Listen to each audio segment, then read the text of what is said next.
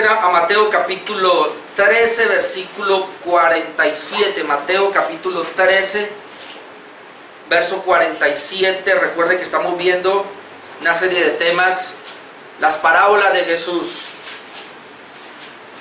Las parábolas de Jesús. Y en Mateo capítulo 13 aparecen 7 parábolas de Jesús que se llaman las parábolas del reino.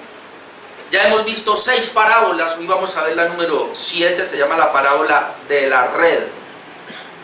Vamos a leer entonces verso 47 al 50, donde dice: asimismo, el reino de los cielos es semejante a una red que echada en el mar recoge de toda clase de peces, y una vez llena la sacan a la orilla, y sentados recogen lo bueno en cestas y lo malo echan fuera.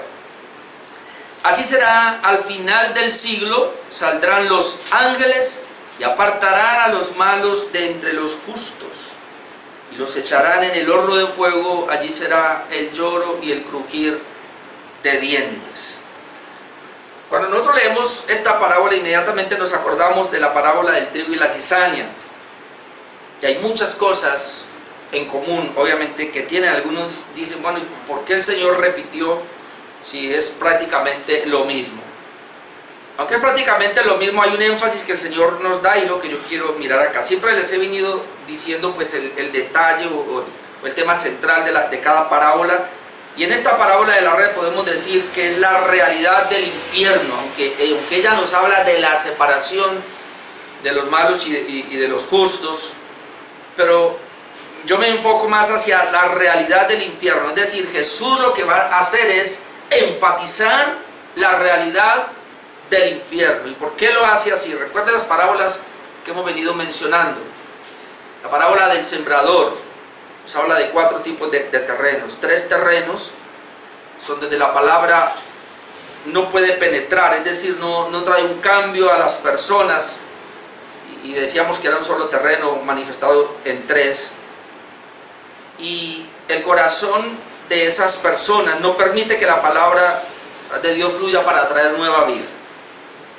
Solamente en la tierra buena, y hablábamos de tierra buena, es un corazón regenerado, donde la palabra de Dios penetra y da fruto. Un cristiano verdadero, hermanos, da fruto.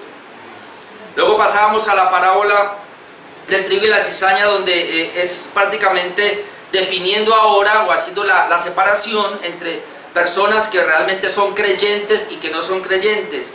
Personas que, aunque estén con los creyentes, en este caso el trigo y la cizaña, los inconversos, aunque la cizaña esté con el trigo, definitivamente al final va a haber una separación. Y eso es lo que él quiere evidenciar, y que es lo lamentable.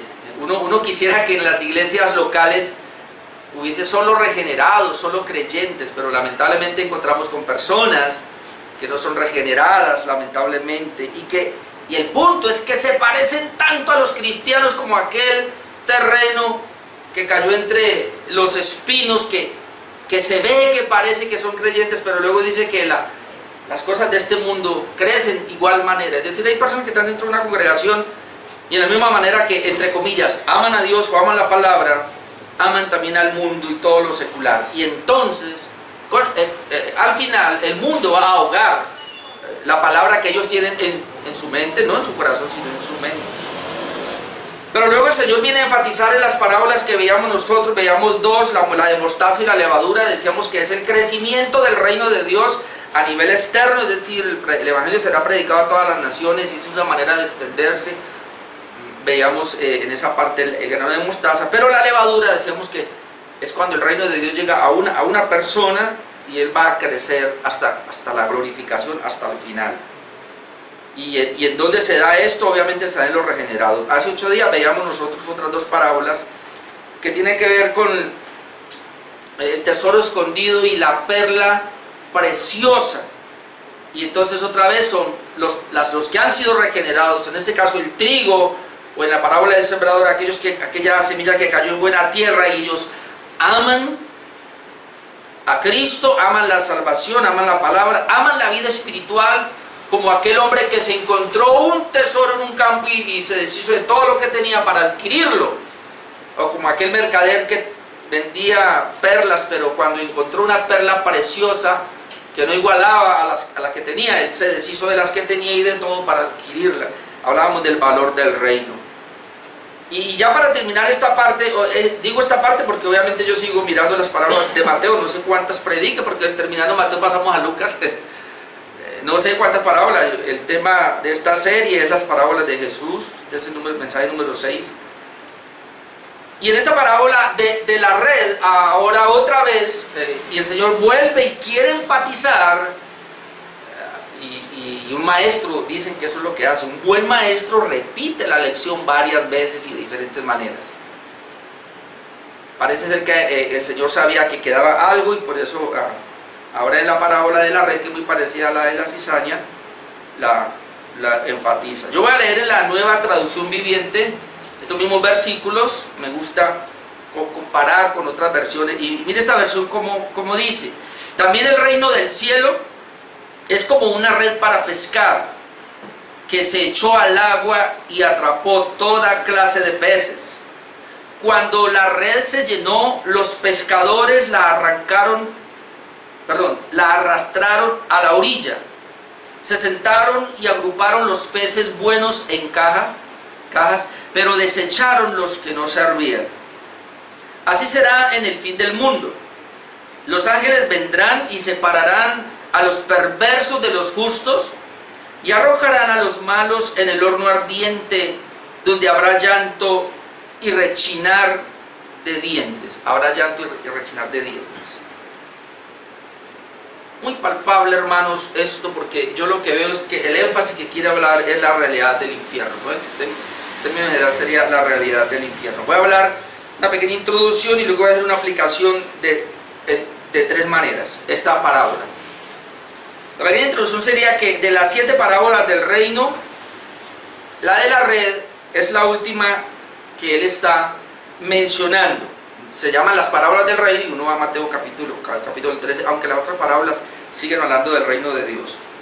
Ya lo dije, pero superficialmente es muy parecida a la parábola del trigo y la cizaña. ¿En qué sentido? La cizaña y el trigo crecen juntos, igual que vemos aquí, cuando se saca todo tipo de peces. Hay una mezcla allí. Vemos también que la separación no se puede dar sino solamente hasta el final del siglo. En este caso, cuando el Señor Jesucristo venga, la separación se da cuando Jesús venga, y tipificado por estos hombres que sacan la red y luego comienzan a hacer la separación. Y vemos la aplicación de Jesús que le da, es que esa separación no lo pueden hacer los hombres, solamente la harán los ángeles cuando el Señor venga por segunda vez. Allí se va a hacer la separación de los justos y de los injustos. Pero tengo que hacer una salvedad acá, y es que esto no implica, como muchas iglesias enseñan, que entonces la disciplina eclesiástica no se debe ejercitar dentro de una iglesia, o que no se debería corregir a un pecador dentro de una iglesia porque el trigo y la cizaña deben crecer juntos. Recuerde la claridad que hicimos nosotros cuando habla del trigo y la cizaña. Dice que fue sembrado en un campo, y el campo es el mundo, no la iglesia. Entonces, trigo y cizaña crecen juntos en el mundo, es decir, en el trabajo, en lo secular, allá. Pero dentro de la iglesia, no. La iglesia de Cristo, con la disciplina eclesiástica, con la membresía que se ejerce dentro de una iglesia, se procura hasta el máximo que sean solo creyentes. Ahora, esto no quiere decir que se camufle uno que otro por ahí. Pero la disciplina existe para, si uno se da cuenta que hay un creyente que está caminando en pecado, que está mal, hay que aplicarle disciplina eclesiástica. Hay que llamarle la atención, porque se supone que es la iglesia de Cristo. Entonces, en algunas iglesias, sobre todo esas iglesias grandes que usted conoce, no hay disciplina eclesiástica, no hay membresía oficial, mucho menos hay disciplina eclesiástica, porque no se les puede llamar la atención, ni siquiera hablan del infierno, porque se van a asustar, se van, no vuelven. Entonces esas son las parecidas. Y lo último de esto es que la suerte de los malvados es descrita en ambas parábolas, es decir, los justos irán a la gloria y los malvados al infierno, es decir, al castigo eterno. Ahora, esta parábola de la red era muy conocida por los discípulos, y usted sabe por qué. Por lo menos 4 de los discípulos fueron pescadores. Miremos un momentico Mateo capítulo 4, verso 17. Mateo capítulo 4, versículo 17, pues obviamente cuando el Señor habla de la parábola de la red, Él sabía lo que estaba diciendo, no solamente que habían unos lagos ahí donde ellos pescaban, el lago de, o por lo menos el lago de Genesaret, y también podían tener acceso al mar pronto, pero 4.17, Mateo 4.17, voy a leer hasta el 22, miren lo que dice: desde entonces comenzó Jesús a predicar y a decir: arrepentidos porque el reino de los cielos se ha acercado. Andando Jesús junto al mar de Galilea, vio a dos hermanos, Simón llamado Pedro y a Andrés su hermano. Miren lo que dice: echaban la red en el mar porque eran pescadores. Esa era la profesión de ellos. Y luego dice, versículo 19, y les dijo: venid en pos de mí y os haré pescadores de hombres. Ellos entonces, dejando al instante las redes, le siguieron. Pero ahora noten, pasando allí vio a otros dos hermanos, Jacob, hijo de Zebedeo, y a Juan su hermano, en la barca con Zebedeo su padre, que remendaban sus redes, y los llamó. Remendaban sus redes, eran pescadores profesionales. Y ellos, dejando al instante la barca y a su padre, le siguieron. Entonces vemos 4 discípulos que su profesión es ser pescadores, así que ellos conocen muy bien la parábola de la red. Y lo interesante de la parábola de la red es que, o sea, hay muchas maneras de pescar, con anzuelo, con atarraya, qué sé yo, pero esta red aquí era una red especial que era manejada por muchas personas. Algunos llaman la red, creo que arrastradora, creo que era que se le llamaba, porque ellos de una manera muy sutil la expandían en un, digamos, en un lugar, y ella quedaba en el suelo, y habían hombres allá en toda parte, y le dejaban ahí su tiempo. Todos los peces venían y se quedaban ahí, quietecitos ahí. Y cuando ellos comenzaban a tirar, y claro, cuando sacaban ni siquiera podían en 2 o 3 personas, eran muchas personas, pero ella arrastraba de todo, sacaba de todo tipo de peces. Es interesante como Jesús dice que el reino de los cielos es así. Ok, vamos a la aplicación entonces. Tengo 3 aplicaciones de esta parábola. Número 1, el evangelio se asemeja a una red que está pescando hombres. Y lo acabamos de leer en Mateo capítulo 4 versículo 19, cuando Jesús le dice a Pedro y al hermano, y les dijo: venid en pos de mí y os haré pescadores de hombres. Cuando el Señor los llama, ustedes son pescadores de profesión, pero ahora van a seguir siendo pescadores, pero no de peces, sino ahora de hombres. Y entonces la red aquí de alguna manera tipifica el evangelio, tipifica la predicación del evangelio, que ahora ellos no van a tirar en un lago, en el mar de Galilea, sino que ahora la van a tener que tirar a todas las naciones. Y entonces la red es lo que tipifica: se le predica el evangelio a todas las naciones. Esa sería la primera parte. El evangelio se asemeja a una red que está pescando hombres. La red se lanza a toda persona, y cuando se ala, viene todo tipo de personas, y más o menos esa es la idea. O por lo menos se le enseña o se le predica a todo tipo de personas, y esa es la idea. Recuerden que el evangelio, bueno, estos días había una imagen que yo publiqué que decía que es impresionante, pero solamente es en la iglesia, en una reunión como esta, donde no hay distinción de personas. Acá nos reunimos los hijos de Dios. Acá no miramos si usted es rico o es pobre, si es negro, si es blanco, si es indio, si es... No miramos esos, y ni siquiera si es hombre o es mujer, porque aquí somos hermanos en Cristo. Somos hijos de Dios. De pronto afuera está la diferencia. Allá sí está el erudito, el que no es erudito, allá está el que tiene plata, el que no tiene, afuera. Pero acá no. Y esto es impresionante. Entonces el evangelio, hermanos, tampoco hace esa distinción. El evangelio tiene que ser predicado a todo tipo de personas en todo el mundo. Y esa es la idea.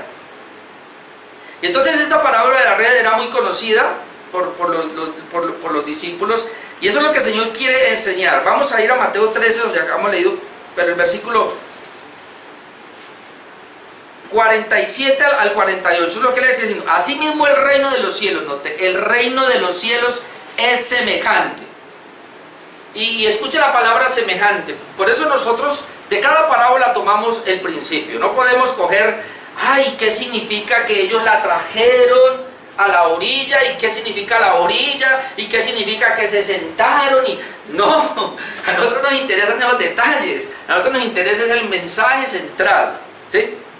Entonces, el reino de los cielos se compara o se asemeja a una red que echada en el mar recoge toda clase de peces, y una vez llena la sacan a la orilla y sentados recogen lo bueno en cestas y lo malo echan fuera. Entonces así es el reino del cielo, el reino de los cielos.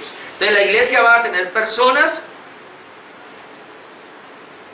de todo tipo en sus filas. Así es. Y por eso no tiene que haber discriminación de ninguna clase. Creo que en Estados Unidos, sí, como que, pues yo no sé ahora, pero yo me di un tiempo atrás había que, bueno, sí, yo sé que hay iglesias por lo menos de afrodescendientes, iglesias solamente de gringos, pero pues ahí sí yo no sé cómo sea eso. Pero en una iglesia no debe haber esa distinción de personas. Entonces, número uno, el evangelio se asemeja a una red que está pescando hombres, y tengamos en cuenta eso porque al final quiero hacer también una aplicación. Número dos, la separación de los pecadores de los justos será en el fin del mundo, y esto será una obra solo de los ángeles y no de los hombres. Sería la segunda aplicación. Va a haber una separación de los malos y de los justos. Versículo 49-50, vamos a verlo otra vez, pero me gusta una palabra que aparece aquí, dice: así será el fin del siglo. Sabemos que el fin del siglo es la venida de Cristo, la segunda venida de Cristo. Por eso cantábamos estos signos de cuando Cristo venga, y con los signos nos estamos preparando como para que comprendiéramos que tú y yo vamos para el cielo, hermanos, para la gloria de Dios. Porque es que tengo un punto muy fuerte ahora. Pero así será el fin del siglo. Saldrán los ángeles, no son los hombres, son los ángeles, y apartarán a los malos de entre los justos. Me llamó la atención esta expresión, y por eso también la traducción viviente habla: apartarán los malos de los justos. Vi otras versiones, pero hablan malos y buenos. No me gusta mucho esa expresión bueno. ¿Por qué? Porque note que dice que el Señor va a apartar, va a separar a los malos de los justos. Es decir, todos los hombres somos malos. La diferencia entre un creyente y un inconverso es que el Señor nos ha justificado. Pero como yo les he enseñado hasta la saciedad, nosotros seguimos siendo malos. Y porque hay una idea muy rara dentro de las iglesias: es que ellos son los malos y nosotros somos los buenos. ¿Quién dijo eso? Hermano, si tú y yo vamos al cielo, es única y exclusivamente por la gracia de Dios. No es por nada en ti ni en mí. Si el Señor mirara ahora a quién me llevo de los que están aquí o los que están ahí en el Facebook Live, no encontraría a ninguno. Todos somos malos. Corazón perverso. Y si usted no quiere saber, cree que es bueno, pues en su casa, hoy no más.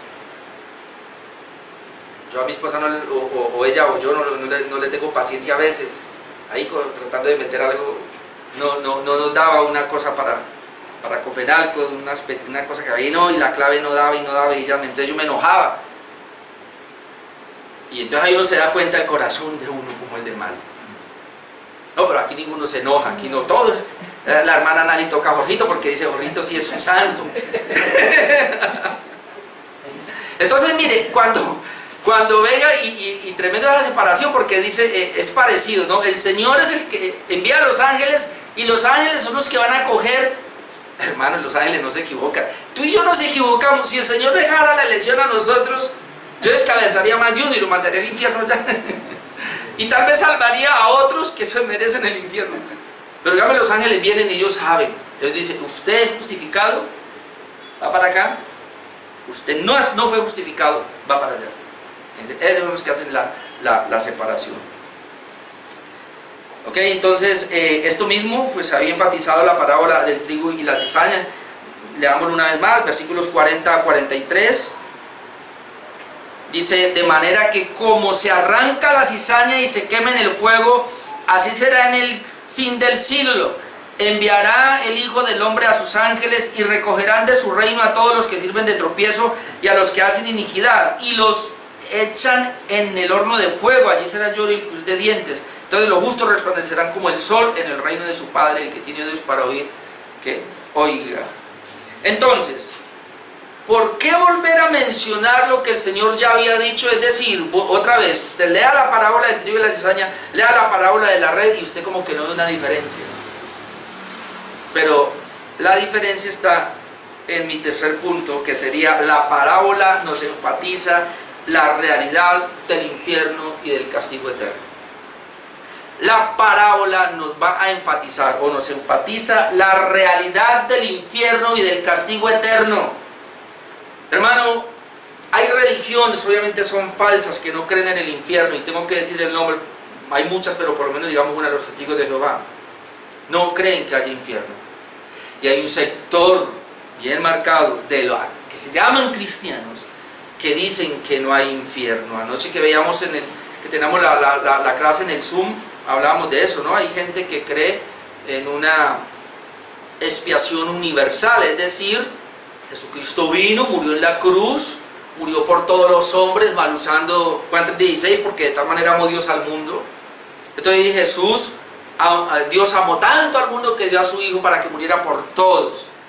Y entonces cuando hablan específicamente de la expiación, porque la expiación es, como decíamos anoche claramente, es sencillamente con un sacrificio expiar los pecados o quitar los pecados con un sacrificio. Esa es la expiación. Y paralelo a la expiación viene la propiciación, que es decir, con ese sacrificio se calma la ira de Dios. Entonces las personas creen que Jesucristo murió expiatoriamente, y yo creo que Jesús murió expiatoriamente, pero solamente por su pueblo, por los escogidos. Si Jesús hubiera muerto expiatoriamente por todo el mundo sería salvo. Tendríamos que creer en una salvación universal, y al creer en una salvación universal automáticamente anulamos el infierno. No lo necesitamos, ¿para qué? Pero el infierno está vigente, tiene su vigor, existe, porque es allí donde van a ir todos los que no son salvos, todos los que no son elegidos para salvación, todos los impíos y pecadores, todos aquellos que rechazaron el Evangelio. Otra vez, la parábola de la red es el Evangelio que será predicado a todo el mundo, pero ya vimos en la parábola del trigo y la cizaña, en la parábola del sembrador, aún la parábola de la perla del tesoro. No todo el mundo ama a Dios, no todo el mundo quiere a Dios. Hoy día si hay muchas iglesias y la gente está yendo a las iglesias, no es porque aman a Dios. No están yendo para ver si el Señor les resuelve su problema espiritual de enemistad que tienen con Dios, su problema de pecado o su problema de la condenación, de la perdición. A ellos no les interesa la vida espiritual, les interesa es un Dios que les resuelva sus problemas materiales, sus cosas físicas acá abajo. Y por eso las iglesias crecen tanto, porque los pastores son motivadores, que les están diciendo a las personas: usted sí puede triunfar, usted puede ser exitoso, usted puede salir adelante, su negocio va a prosperar. Y la gente, bueno, ¿qué me está ofreciendo? Pues yo voy y les lleno ese lugar. Y luego lo manipulan con un diezmo. Por eso yo decía una vez, ¿quién es más avaricioso? El pastor que engaña a las personas, que dando un diezmo, una ofrenda o una siembra, como ellos lo llaman, van a cosechar al 100 por 1, o aquellos que dan esa siembra porque creen que sí es verdad y lo van a cosechar. Ambos son codiciosos, tanto el que engaña como el que se deja engañar, porque lo hace por lo mismo, buscando más dinero. No, mi amado hermano, las personas materialistas, como lo hemos dicho en la saciedad, y que están pensando en este mundo, van a las iglesias, pero no son regeneradas. Y para ellos hay un infierno, y para ellos hay un castigo. ¿Y cuándo va a haber esta separación? Cuando el Señor venga por segunda vez.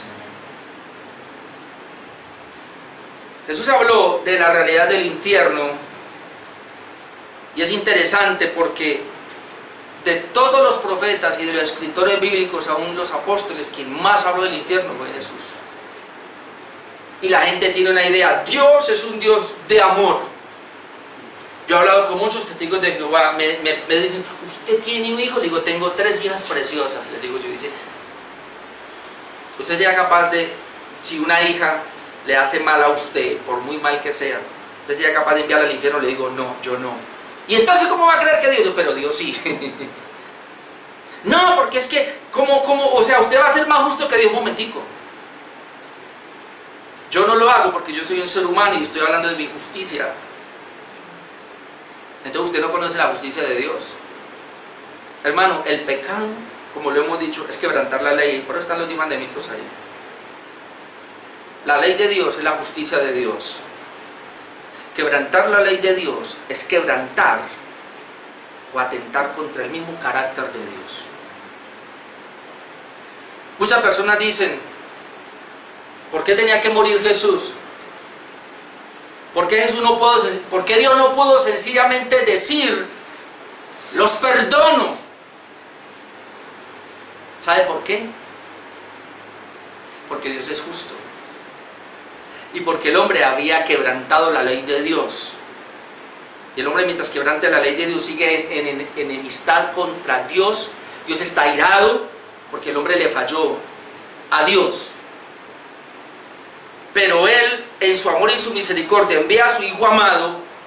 Él toma cuerpo para poder en el cuerpo justo, santo y puro tomar los pecados de los que va a salvar y luego ir a una cruz y en la cruz pagar la deuda que tenían o que teníamos nosotros con nuestro Dios. Es decir, nosotros ofendimos a Dios, quebrantamos la justicia de Dios y eso tiene una demanda. ¿Cuál es la demanda? La muerte. La paga del pecado es muerte.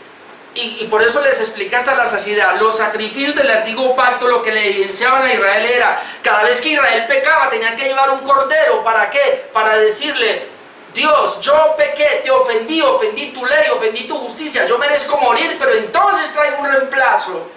Y el Señor le dio esa posibilidad. Traigo un reemplazo que es el cordero, para que no me castigues a mí. Entonces, cuando ese cordero era sacrificado, moría en el lugar del penitente. Y ahora ese cordero es Jesucristo. Y Él murió por nosotros, murió en nuestro lugar, es decir, pagó la deuda de nuestros pecados. Pero esa no es solo la salvación. La salvación requería, porque el Señor sigue siguiendo justicia. El Señor lo miró a usted y le decía, listo, usted embarró porque usted quebrantó la ley. Ya hay un sacrificio que le cubrió ese pecado, que fue el de Jesucristo. Pero yo no lo puedo tener a mi lado, ¿por qué? Porque usted, no hay una justicia en usted. Entonces Cristo guardó los 10 mandamientos, vivió una vida perfecta para imputarme esa justicia a mí, es decir, a los creyentes. Entonces, si una persona, ese es el Evangelio, ahora si una persona se le predica el Evangelio y ella no acepta el sacrificio de Jesús por sus pecados, sino que ella cree que puede ser buena y que ella viviendo una vida recta, justa, una moralidad puede agradar a Dios, o cree que con sus ofrendas y sacrificios puede agradar a Dios ignorando el de Cristo, y rechaza la obra de Jesucristo, la justicia de Jesús, es decir, no cree verdaderamente y no se arrepiente, quiere decir que Jesús no murió por ella. Esa persona entonces no tiene alguien que haya sido un sustituto como Jesucristo, no tiene quien le haya calmado la ira a Dios. Entonces Dios esa ira la va a derramar sobre esa persona en el infierno, y por eso Él habló del infierno. ¿Por qué Jesús habló del infierno? En otras palabras, porque yo vine a liberarnos del infierno, pero si no creen, entonces se van a ir al infierno. Y alguien dirá, pero solo creer.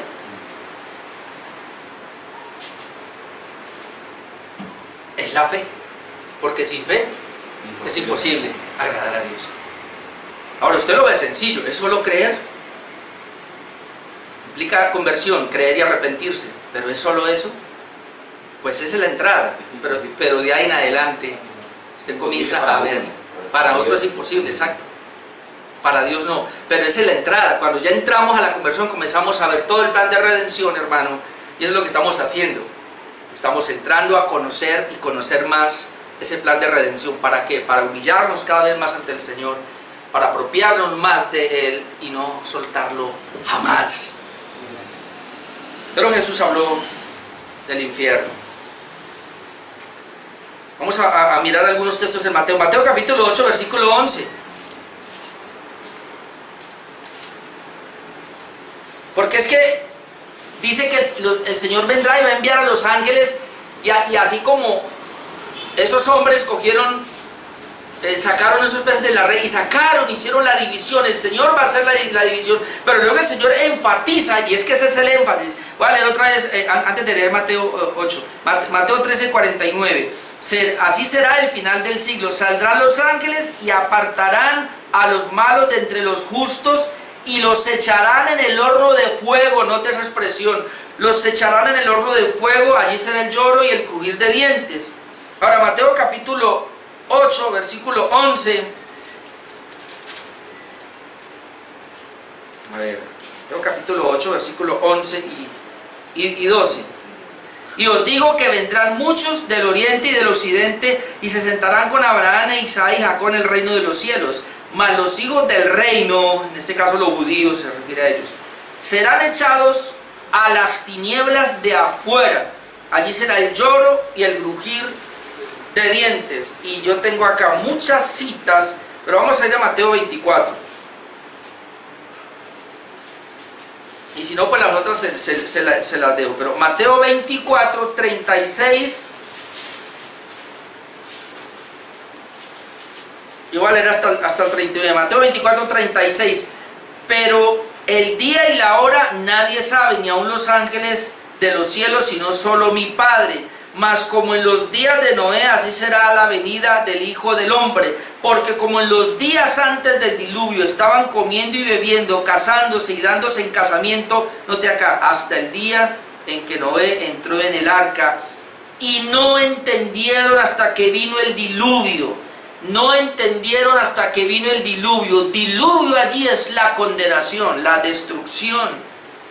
Y se llevó a todos. Así será también la venida del Hijo del Hombre. En el tiempo de Noé se estaba predicando el Evangelio y la salvación era tan sencilla, hermanos. Otra vez la fe, que era creer lo que Noé predicaba para que entraran. Es más, hasta el último momento Noé trató de que entraran al arca, y ellos por incredulidad antes se burlaron. Obviamente usted y yo haríamos lo mismo, que construyan un arca prácticamente en un desierto donde no hay agua, y la dimensión y el tamaño, y que yo sepa, las peores tormentas que han venido en el desierto, pudieran decir ellos, nunca han levantado un poquitico de agua y la va a levantar. Fue tan terrible, hermanos, que dice que aún no solamente salió agua de abajo, sino dice que las cataratas del cielo se rompieron prácticamente.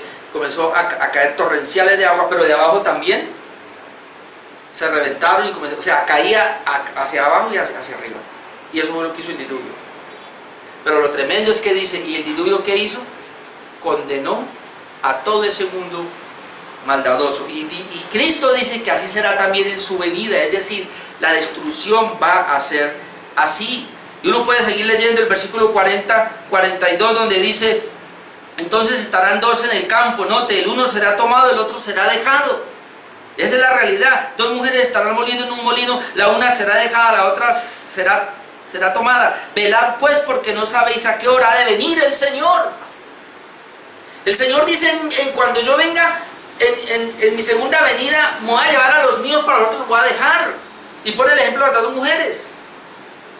Es decir, es parecido a la parábola de la red. Unos van a ser tomados para irse con el Señor, otros van a ser dejados. No hay término medio. ¿Es el cielo o es el infierno? Y eso es lo que la Biblia registra una y otra vez. Versículos ahí mismo 43. Aquí todo esto habla de esa parte. Pero sabed esto, que si el padre de familia supiera a qué hora el ladrón habría de venir, velaría y no dejaría minar su casa. Por tanto, también vosotros estad preparados, porque el Hijo del Hombre vendrá a la hora que no pensáis. ¿Quién es pues el siervo fiel y prudente, el cual puso su Señor sobre su casa para que le dé el alimento a tiempo? Bienaventurado aquel siervo al cual cuando su Señor venga le halle haciendo así. De cierto os digo, sobre todos los bienes le pondrá. Pero si aquel siervo malo, note la expresión malo, no es regenerado, dijera en su corazón: mi Señor tarda en venir, y comenzare a golpear a sus consiervos y aún a comer y a beber con los borrachos, vendrá el Señor de aquel siervo en el día que éste no espera y a la hora que no sabe, y lo castigará duramente y pondrá su parte con los hipócritas. Allí será el lloro y el crujir de dientes. Y esto es impresionante porque aún se le llamaba Señor y lo esperaba. Usted nos ha preguntado, y no vamos a ir a, pero el caso de las 10 vírgenes, esas vírgenes imprudentes o insensatas, esas 5, ¿no esperaban al Señor luego? Sí. Igualito que las otras 5, hicieron todo, hasta cabecearon igualita y se durmieron y esperando al Señor. ¿Cuál fue el detalle? No tenían aceite en sus vasijas. Es decir, no eran regeneradas. El Espíritu de Dios no estaba en ellas, en las otras sí. Y cuando ellos dijeron, danos de vuestro aceite, no, esto no es transferible. La salvación no se puede transferir. Si usted tiene la salvación y su vecino, o su hermano, o su cónyuge no la tiene, eso no se puede transferir. Y el Señor vino y se llevó a los suyos, a las 5 que lo esperaban. ¿Y las otras acaso no estaban esperando? Sí, pero estaban engañadas, no habían sido regeneradas. Y por eso aquí hablamos de la regeneración hasta la saciedad. Y hasta me vuelvo cansón. Pero si una persona no ha sido regenerada o no ha nacido de nuevo, tú y yo tenemos que cerciorarnos de que realmente somos regenerados. Conocimiento de Dios, ni siquiera conocimiento de la doctrina, de la reforma, da la regeneración. La da Dios por medio de su bendito Espíritu. Y usted lo sabe, porque si alguno está en Cristo, es una nueva criatura. No tiene un nuevo conocimiento, tiene un nuevo estilo de vida. Y ahí aplicaríamos la palabra, porque sin santidad nadie verá al Señor. La Biblia sigue hablando otra vez, esto se lo menciono nomás. Ya dijimos al siervo inútil. La parábola de los talentos nos dice el que sembró su talento en la tierra, al siervo inútil echarle fuera, las tinieblas de afuera, Mateo 25:30. El juicio de las naciones, Mateo 25:46, dice que estos irán al castigo eterno y los justos a la vida eterna. Recuerden que el Señor en el juicio de las naciones de Mateo 25 hace la separación. Dice que los de su izquierda van a ir al infierno, los de su derecha se los lleva para el cielo. Él aparta a las ovejas de los cabros. Pero quiero que vayamos a este porque a mí me impresiona Marcos 9. Marcos capítulo 9. A mí siempre me ha impresionado este texto porque es muy fuerte. Recuerden, la parábola de la red nos está hablando de la separación al final, pero nos está hablando de la realidad del infierno. El Señor va a enviar a personas al infierno, los va a enviar allí, claramente lo dice, Marcos 9:42. Cualquiera que haga tropezar a uno de estos pequeñitos que creen en mí, mejor le fuera si se le atase una piedra de molino al cuello y se le arrojase en el mar. Yo pregunto, ¿quién va a salir así? Nadie sale, se va a ahogar allá. Pero luego dice, y si tu mano te fuere ocasión de caer, córtala. Y está hablando aquí hiperbólicamente, ¿no? Metafóricamente. Si tu mano te fuere ocasión de caer, córtala. Mejor te es entrar en la vida manco que teniendo 2 manos, note, ir al infierno. Y aquí dice que es el infierno, al fuego que no puede ser apagado. Siempre el infierno, de alguna manera, se identifica con el fuego. ¿Qué fue lo que dijo Juan el Bautista? Él lo bautizará en Espíritu Santo y fuego. Y ahí están las dos clases de personas. Bautizará en Espíritu Santo a los creyentes y en fuego a los impíos. Porque recuerde que él ha dicho, él limpiará su era y tirará el trigo para arriba. Y dice, el grano cae y la paja se esparce. Pero luego él recoge la paja y la lleva al fuego. Versículo 44. Donde el gusano de ellos no muere y el fuego no se apaga. Esto es impresionante. Pues obviamente entendemos que el gusano aquí muchos lo toman como la conciencia. Imagínese usted una persona en el infierno que toda la vida le hablaron del Evangelio y siempre rechazó el Evangelio. Hermano, yo le pregunto, ¿cuántas veces usted rechazó el Evangelio? por la gracia de Dios, usted lo recibió. Eso no lo vamos a soltar. Y esta gente que va a ir al infierno, muchos teólogos hablan de que ese es el gusano, la conciencia, que lo va a acusar. Una y otra vez el Señor les habló. Por eso nadie que esté en el infierno puede levantar la voz contra Dios y decir: Señor, tú eres injusto, me enviaste aquí, tú no me diste la oportunidad. No, porque el Señor allí le va a mostrar todas las oportunidades. Y cuando Él se dé cuenta que tuvo esta, la otra, la de acá, corrió para allá, hoy el Señor está dando la oportunidad a alguien que tal vez no se haya arrepentido. Y si se va para el infierno, este mensaje le va a quedar por toda la eternidad en su conciencia, de que tuvo la oportunidad, pero no lo quiso hacer. Y habla de que el fuego nunca se apaga, no se va a extinguir. 45, y si tu pie te fuere ocasión de caer, córtalo. Mejor te des entrar en la vida cojo que teniendo 2 pies ser echado en el infierno al fuego que no puede ser apagado, donde el gusano de ellos no muere y el fuego nunca se apaga. Y si tu ojo te fuere ocasión de caer, sácalo. Mejor te des entrar en el reino de Dios con un ojo que teniendo 2 ojos ser echado en el infierno. Ahora note el 48, donde el gusano de ellos no muere y el fuego nunca se apaga. ¿Por qué Jesús enfatizó tanto esto? Porque es una realidad. El infierno es tan real como el cielo. Si alguien se atreve a decir que Dios es amor, que Dios es bueno y que nos va a llevar al cielo, vea, yo le diría, pero no cree en el infierno, yo le diría, si usted me dice y pudiéramos llegar a esa comprensión o a ese entendimiento de que no hay infierno, entonces tampoco hay cielo y no hay Dios y estamos engañados todos. Pero si usted cree que hay Dios y ese Dios es justo, ese Dios va a llevar mucha gente a la gloria por la obra de Cristo. Para nosotros nos va a mandar al infierno. Y creo que lo peor es estar separados de Dios eternamente y para siempre. ¿Sabe? El mundo impío no lo entiende. Ellos andan sin Dios. Bueno, ese es un decir, porque Dios está con ellos. La gracia común, Dios hace salir su sol sobre buenos y malos, para todos. Mire, los impíos no lo entienden. Y así un ateo, que ateos no hay, pero se levante a decir: no creo en ti, no creo en Dios, ¿sabe qué dijo el apóstol Pablo? En Él vivimos, somos y nos movemos. Cada vez que usted vea a un ser humano caminar, usted lo único que puede decir es: Dios lo está haciendo caminar, Dios le está dando la vida, Dios lo está capacitando para que viva, así sea un impío. Y lleva la imagen de Dios. Y lleva la imagen de Dios, aunque distorsionada. Ahora usted imagínese que es estar separado de Dios.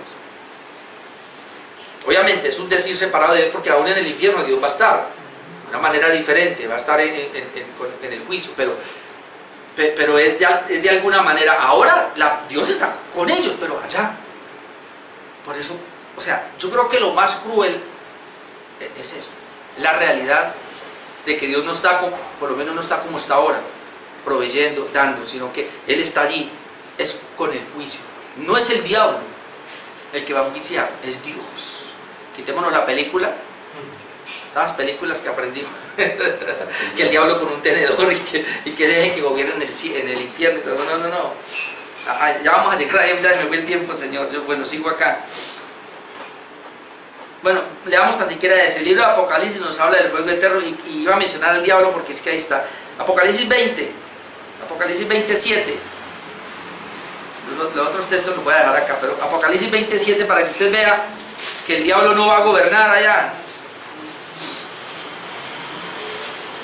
Apocalipsis 27, déjeme, yo leo hasta el 15. Dice: cuando los 1000 años se cumplan, Satanás será suelto de su prisión. Recuerden que ahora tiene una cadena. Y saldrá a engañar a las naciones que están en los 4 ángulos de la tierra, a Gog y a Magog, a fin de reunirlos para la batalla, el número de los cuales es como la arena del mar. Él va a hacer una batalla, pero mire, y subirán sobre la anchura de la tierra y rodearán el campamento de los santos y la ciudad amada. Y de Dios descendió fuego del cielo y los consumió. La gente habla de esta batalla y yo no veo ninguna batalla. Yo veo que ellos solamente se prepararon para la batalla y el Señor los fulminó de una vez. Pero ahora miren lo que va a pasar, el 10. Y el diablo que los engañaba fue lanzado en el lago de fuego y azufre, donde estaban, ya antes había hablado de la bestia y el falso profeta, y serán atormentados día y noche por los siglos de los siglos. ¿Usted ve al diablo triunfando en el infierno? No, atormentado. Está atormentado. Dice la Biblia que se abrió el lago de fuego, no había sido abierto en Apocalipsis, y se abrió y se echó a Satanás allá, la bestia, el falso profeta. Y el 21.8, ¿qué dice? Apocalipsis 21.8, pero los cobardes e incrédulos, note ahí están los incrédulos, los abominables, los homicidas, los fornicarios, los hechiceros, los idólatras y todos los mentirosos tendrán su parte en el lago que arde con fuego y azufre, que es la muerte segunda. ¿Y por qué habla de la muerte segunda? Porque nosotros dijimos, Dios le dio la vida al hombre, el hombre pecó, el hombre entonces muere. La paga del pecado es muerte. Pero esa muerte es una muerte, primero, espiritual, porque se separó de Dios, y es una muerte natural. Entonces ahí están las dos muertes. Pero acá se enfatiza más. La primera muerte es la muerte natural. La segunda muerte es la condenación eterna en el infierno. Por eso nosotros hemos dicho aquí, el creyente, las personas nacen una vez y mueren dos veces. Pero si una persona o el creyente nació dos veces, va a morir una vez. ¿Por qué la gente se envía al infierno? Porque nació una sola vez. Nació naturalmente. Y ella va a morir físicamente y va a morir eternamente, que es la muerte segunda. Pero los cristianos nacimos la primera vez de papá y mamá, y la segunda vez nacimos espiritualmente, fuimos regenerados. Entonces, ¿cuál muerte vamos a experimentar? La muerte natural, pero no la eterna, no la condenación. ¿Ves la diferencia? Por eso se predica el Evangelio, para que todo aquel que en él crea, dijo Jesucristo, tenga vida eterna, es decir, no venga la muerte. La muerte es la condenación, el infierno es la segunda muerte, que es lo que está diciendo aquí la Escritura. Bueno, tengo más textos acá, regáleme 2 minutos más. Dice que esa es la razón entonces de la exhortación al arrepentimiento.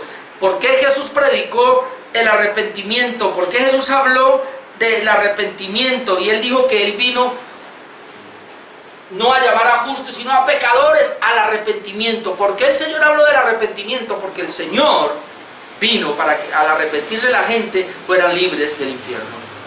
¿Qué es lo que va a librar a una persona del infierno entonces? Que ella pueda creer en Jesucristo y se pueda arrepentir verdaderamente. Eso se llama conversión.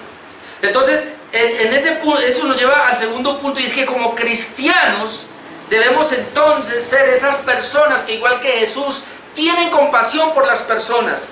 Dice que Jesucristo, y le dejo la cita, Mateo 9, 35 al 38, dice que Jesús recorría todas las aldeas, y cuando ve a las personas dice que tuvo compasión de ellas.